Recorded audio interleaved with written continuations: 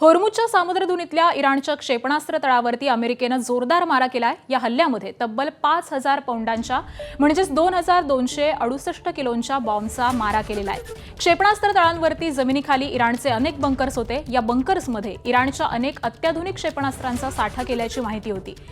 त्यांना हानी पोहोचवण्याच्या उद्देशानं इराणनं बंकर बस्टर बॉम्बचा मारा करण्यात आलेला आहे। तर अमेरिकन लष्करानंच ही माहिती जारी केली आहे। हा बॉम्ब अतिशय खर्चिक आहे। एका बॉम्बची किंमत ही काही लाख डॉलर्स आहे। असं एकाहून अधिक बॉम्ब होर्मुझच्या सामुद्रधुनीतल्या क्षेपणास्त्र तळांवरती डागण्यामध्ये आलेले आहेत। या बॉम्बमुळे इराणच्या क्षेपणास्त्र साठ्याला मोठा धक्का बसल्याचंही मानलं जात आहे।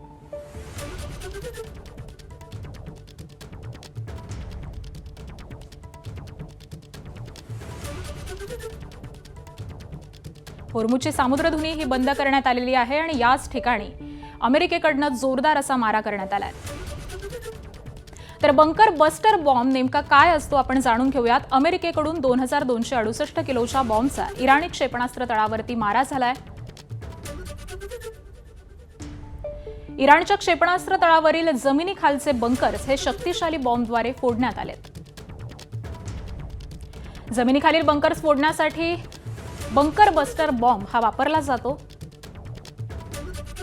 एका बंकर बस्टर बॉम्बची किंमत ही तब्बल $2,88,000 इतकी आहे।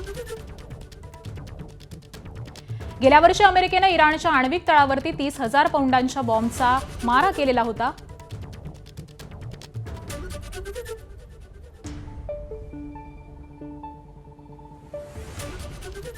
आणि यानंतर आता होर्मुझच्या सामुद्रधुनीमध्ये देखील याच बॉम्बचा मारा हा करण्यात येतोय। बंकर बस्टर बॉम्ब असं याला संबोधलं जातं आणि याचाच अमेरिकेकडून सध्या जोरदार असा मारा करण्यात येतोय। या बॉम्बमुळे इराणच्या क्षेपणास्त्र साठ्याला एक मोठा धक्का बसल्याचं देखील मानलं जात आहे।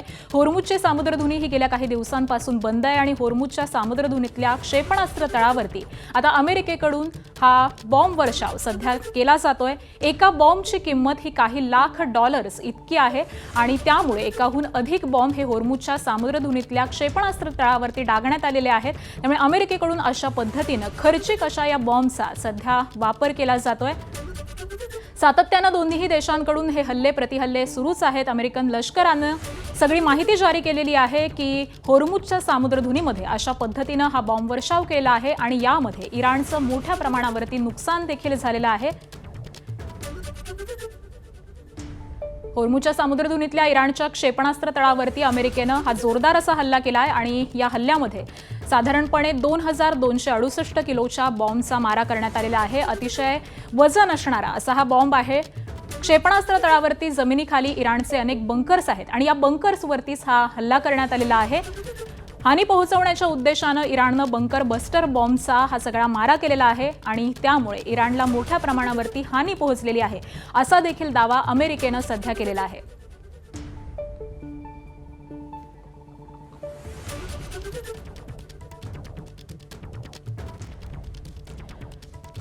आणि याच संदर्भामध्ये आपण अधिक माहिती जाणून घेऊयात, विश्लेषण जाणून घेऊयात। Lieutenant colonel Satish Dhage sir सध्या आपल्यासोबत आहेत। ढगे सर, खरं तर बंकर ब्लस्टर बॉम्ब हा अमेरिकेकडून सध्या वापरला गेलेला आहे। हा बॉम्ब नेमका काय असतो, याचा परिणाम हा इराणला कसा झालेला असू शकतो, कारण आता हे युद्ध अधिक तीव्र झालेलं आहे असं म्हणायचं का या बॉम्बच्या वापरामुळे? नक्कीच आकांक्षा, आपल्याला जसं माहिती आहे की इराणनं स्ट्रेट ऑफ होर्मुझला चोक करण्याचा निर्णय घेतला आणि अमेरिका किंवा त्याच्या मित्र राष्ट्राची जहाजं यातून गेली तर त्यांच्यावर आम्ही हल्ला करू अशा प्रकारची धमकी दिली होती। मग कशा प्रकारे हा हल्ला करणार, तर त्यांच्या किनाऱ्याच्या प्रदेशामध्ये असणारे जे अँटी शिप मिसाइल्स आहेत, बुशेहर मिसाइल्स आहेत, ड्रोन्स आहेत, त्याचबरोबर स्पीड बोट्स आहेत आणि वेगवेगळ्या प्रकारचे अंडर वॉटर ड्रोन्स आणि सी माइन्स याच्या माध्यमातून हा हल्ला करण्याचा प्लॅन इराणचा त्या ठिकाणी होता आणि म्हणूनच त्याला उद्ध्वस्त करण्यासाठी अमेरिकेनं कालच्या रात्री जबरदस्त असा हल्ला करून अशा प्रकारचे 5,000 पाउंडर्स बॉम्ब हे त्या ठिकाणी वापरले। याला आपण MOP असं सुद्धा म्हणतो, मॅसिव्ह ऑर्डिनन्स पेनिट्रेटर। म्हणजे यांचा हल्ला एवढा किंवा यांचा आघात एवढा मोठ्या प्रमाणामध्ये त्या ठिकाणी असतो की जमिनीच्या खाली लपून ठेवलेले काही शस्त्रास्त्र असतील किंवा अशा प्रकारचे मिसाइल्स असतील किंवा न्यूक्लिअर फॅसिलिटीज असतील त्या सुद्धा ज्या आहे पूर्णतः उद्ध्वस्त करण्याची क्षमता या बॉम्बमध्ये त्या ठिकाणी असते। दुसरी महत्त्वाची गोष्ट प्रिसिजन, म्हणजे अत्यंत सटीकपणे ज्या ठिकाणी आपल्याला हल्ला करायचा आहे आणि जी गोष्ट नष्ट करायची आहे त्यावरच अशा प्रकारे हल्ला करता येतो। आणि आपल्याला जर आठवत आठवत असेल तर जून 2025 मध्ये सुद्धा अमेरिकेनं इराणमधल्या न्यूक्लिअर फॅसिलिटीज ज्यावेळेस उद्ध्वस्त करायच्या होत्या त्यावेळेस अशाच प्रकारच्या MOPचा म्हणजे बंकर बस्टर बॉम्बचा त्या ठिकाणी वापर केला होता. मुळात इतक्या मोठ्या प्रमाणामध्ये 5,000 पाऊंड वजनाचा असा जर दारुगोळा जमिनीच्या खाली लपवलेल्या या शस्त्रास्त्रांवर त्या ठिकाणी टाकला तर तो पूर्णतः उद्ध्वस्त होऊ शकतो आणि नक्कीच आपल्याला त्याच्यात परिणाम दिसतील की अमेरिका त्याची मित्रराष्ट्र त्याच्या सोबत नाहीये, अंतर्गत दबाव सुद्धा त्या ठिकाणी, पण डोनाल्ड ट्रम्प त्यांची आक्रमकता कमी करायला काही त्या ठिकाणी तयार नाही आणि अशा एखाद्या मोठ्या हल्ल्याच्या तयारीमध्ये माझ्या मते डोनाल्ड ट्रम्प असतील जेणेकरून ते दाखवतील की अल्टिमेटली हे युद्ध आम्ही त्या ठिकाणी जिंकलं आणि यातून बाहेर पडण्यासाठी सुद्धा त्यांचा प्रयत्न असेल. पण आज घडीला अमेरिका कुठेही आपली आक्रमकता कमी करताना दिसत नाही आणि स्ट्रेट ऑफ होर्मुझला चोक करण्याचा इराणचा जो निर्णय आहे त्याला एक प्रकारे चेकमेट करण्यासाठी हा हल्ला अत्यंत महत्त्वाचा मानला जातो. अगदी ढगे सर, जसं तुम्ही म्हणालात की अमेरिका कुठेही आक्रमकपणा हा आपला कमी करत नाहीये. खरं तर त्यांनी नाटो देशांना देखील आवाहन केलेलं होतं, त्यानंतर त्यांना इशारा दिलेला आहे, परंतु कोणत्याही मित्र राष्ट्रांनी त्यांना साथ दिलेली नाहीये. असं असताना देखील अमेरिका ही सातत्यानं हल्ला करते आणि त्यामुळे आता या युद्धाचं नेमकं भवितव्य काय आहे?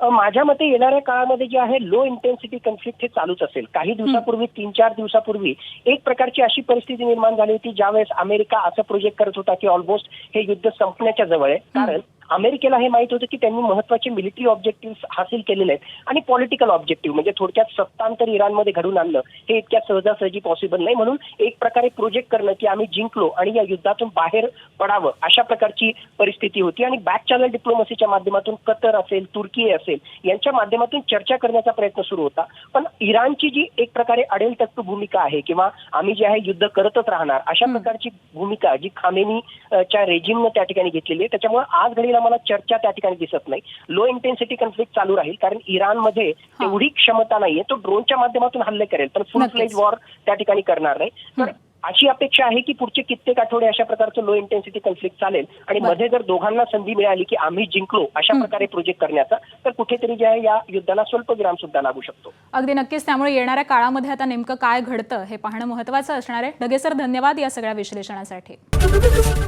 ABP माझा, उघडा डोळे बघा नीट.